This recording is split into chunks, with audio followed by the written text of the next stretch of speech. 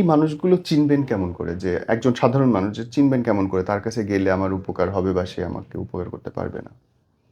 দেখুন এখানে প্রথমত বিষয়টা হচ্ছে যে যারা রাকি সাজে হুম, বা যারা তান্ত্রিক জি। আর আমরা যারা মুসলমান যারা রয়েছি বা যে ধর্মেরই হোক না কেন, আমাদের আমাদেরও যেমন ভুল আছে, ঠিক তেমনইভাবে আমাদের ভুলের সরলতা সুযোগ নিয়ে যে সমস্ত রাকি যারা প্রতারণামূলক কাজগুলো করে।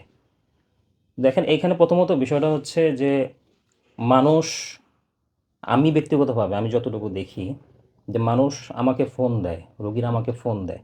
আমি তাদেরকে বলি যে ভাই সরাসরি এসে সাক্ষাৎ করেন। অর্থাৎ আপনি আমাকে চিনেন, জানেন, হ্যাঁ? আমার কাছে সাক্ষাৎ করতে কোনো টাকা পয়সা লাগে না। আমার কাছ থেকে পরামর্শ নিতে কোনো টাকা পয়সা লাগে না। সাধারণত যারা প্রতারক চক্রের হয়, এরা যখন নাকি ফোন দেয়, এদেরকে যখন নাকি ফোন দেওয়া হয়, এরা বলে যে ভাই আসা লাগবে না, দূর থেকে আমি কাজটা করে দিতে পারবো। কী দিয়ে করবেন? জিন দিয়ে কাজ করব। আচ্ছা তারপর আমি আসতে চাচ্ছি, হয়তো অনেকে বলে এরকম, আসবেন, ঠিক আছে আসেন, কোথায় আসবো? এই রাঙামাটি, বান্দরবন, চাকমা টাকমা এমন একটা পাহাড়ি অঞ্চলের কথা বলবে যেখানে আপনার আসা সম্ভব না। তো এটা হচ্ছে প্রথম একটা বিষয়, যে এইখানে আমার মূল বিষয়টা আমার বুঝতে হবে। এখন মানুষ খুবই সচেতন। এই যুগেও যদি মানুষ প্রতারণার শিকার হয় তাহলে আসলে দেখা যাচ্ছে যে কিছু করার থাকে না। হুম। আপনি টাকা পয়সা খরচ করবেন, এখন আর এমন না যে আপনার আগে অ্যাডভান্স পেমেন্ট করতে হবে।